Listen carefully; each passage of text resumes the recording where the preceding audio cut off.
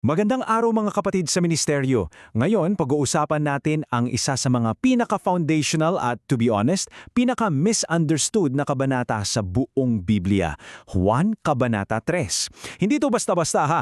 Ito'y isang masterclass para masilip natin kung gaano kadakila at kapangyarihan ang Kristo na ipinapakilala sa atin ng Ebanghelyo ni Juan. So samahan niyo ako at atin itong himayin. So, ito yung magiging journey natin. Una, titingnan natin yung imahe ni Kristo. Pangalawa, yung pag-uusap nila ni Nicodemo. Pangatlo, ano ba yung tanging daan patungo sa buhay? Pangapat, yung patotoo ni Juan Bautista. At panghuli, yung hatol na hindi natin pwedeng takasan. Okay, simulan natin sa isang napakahalagang tanong. Yung Kristo ba na kilala ng karamihan, yun din ba yung Kristo na pinapakilala ng kasulatan? Kasi madalas may malaking agwat at dyan mismo iikot ang ating pag-aaral ngayon. Tingnan ninyo yung pagkakaiba. Grabe. Sa isang banda, andyan yung folk Christ. Madalas nakikita bilang isang sanggol na walang kalaban-laban o isang biktima na laging nagdurusa at isa lang daw sa maraming pwedeng lapitan. Pero yung Kristong ipinapakita sa atin ni Juan ay iba. Siya ay ang makapangyarihang Panginoon, nagmula sa langit at siya ang nag-iisang tagapamagitan. Buo, hindi pira-piraso. Ngayon, pasukin na natin yung mismong kwento. Kilalanin natin si Nicodemo. Hindi to basta-basta ha. Isa siyang Pariseo, a ruler of the Jews kumbaga, dalubhasa sa kautusan. Pero kahit sa lahat ng credentials niya, hindi niya magets kung sino ba talaga si Jesus. At sa pakikipag-usap niya, dito natin makikita kung bakit kailangan ng bawat isa sa atin yung tinatawag na spiritual rebirth. Pakinggan niyo yung tanong niya, paano maipanganak ang isang tao kung siya'y matanda na? Diba? Napakaliteral ng pag-iisip niya. Nakafocus sa pisikal sa kung anong nakikita ng mata. Ito yung perpektong larawan ng isang religiyon na nakasentro lang sa mga ritual at panlabas na anyo. Hindi sa kung anong totoo sa espiritu. At dito ngayon pumapasok yung henyo ni Jesus.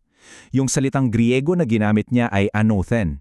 At may dalawang ibig sabihin yan, muli at mula sa itaas. Ang galing no? May wordplay.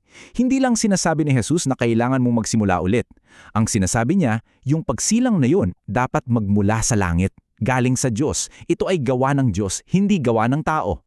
At para mas malinaw pa sa sikat ng araw, idiniin pa ni Jesus sa verse 13. Sabi niya, walang sinumang umakyat sa langit, kundi ang bumaba mula sa langit, ang anak ng tao. Grabe, dito pa lang, selyado na. Pinapatunayan na niya yung kanyang natatanging pinanggalingan, yung kanyang authority. Siya at siya lang ang tulay sa pagitan ng langit at lupa. Period. Okay, dito na tayo sa pinakapuso ng Ebanghelyo sa Juan 3. Ano nga ba yung ibig sabihin ni Jesus nung sinabi niyang dapat siyang maitaas? Pakinggan natin to dahil napakalalim ng kahulugan nito. Si Jesus na mismo yung nagbigay ng clue, di ba?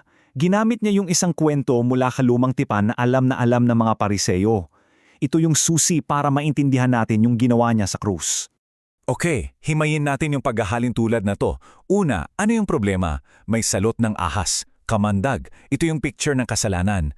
Pangalawa, anong solusyon ng Diyos? Nagpagawa siya ng tansong ahas, itinaas sa isang poste. Pangatlo, anong kailangan gawin ng mga tao? Simple lang, tumingin ng may pananampalataya para gumaling. At pang-apat, anong katumbas nito para sa atin? Ang pagtingin kay Kristo na itinaas sa krus para sa buhay na walang hanggan. Ganon kasimple, ganon ka-powerful. Isang pagtingin ng pananampalataya. At bakit ito ginawa ng Diyos? Well, sinasagot yan ng isa sa mga pinakasikat na talata sa buong mundo. Hindi para parusahan o hatulan ng mundo, kundi dahil sa kanyang sobrang lalim na pag-ibig. Ibinigay niya ang kanyang isa-isang anak. So kung ang tingin mo sa Diyos ay malayo at laging galit, ito yung pambasag dun. Ang kaligtasan ay isang regalo na nag-ugat sa pag-ibig. Ngayon, kung ganoon kadakila si Kristo, ano ang tamang response? Well, si Juan Bautista na mismo ang nagpakita sa atin. Yung kanyang patotoo, ito yung direktang hamon sa anumang practice na nagtataas ng ibang tagapamamagitan maliban kay Kristo. At ito yung pinakasusi ng isang tunay na ministeryo at debosyon. Kinakailangang siya ang maging dakila at ako'y maging mababa. Wow! Napakalakas na statement, di ba? Ang focus dapat laging na kay Kristo, hindi sa kung kanino pa man.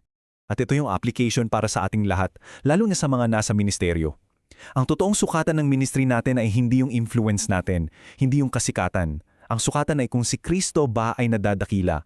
Yun yung tanong. Hindi sino ako, kundi paano siya maitataas. At sa pagtatapos natin ng chapter na ito, kailangan nating harapin yung bigat ng desisyon. Yung pangwakas na hatol na inilatag ni Juan. Kasi dito nakasalalay ang ating walang hanggan.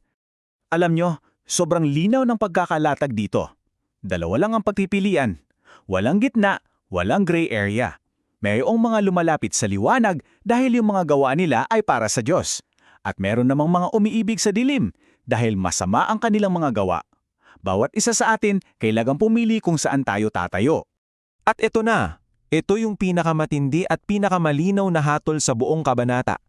Ang sumasampalataya sa anak ay may buhay na walang hanggang, ngunit ang hindi sumusunod sa anak ay hindi makakakita ng buhay, sapagkat ang puot ng Diyos ay nananatili sa kanya.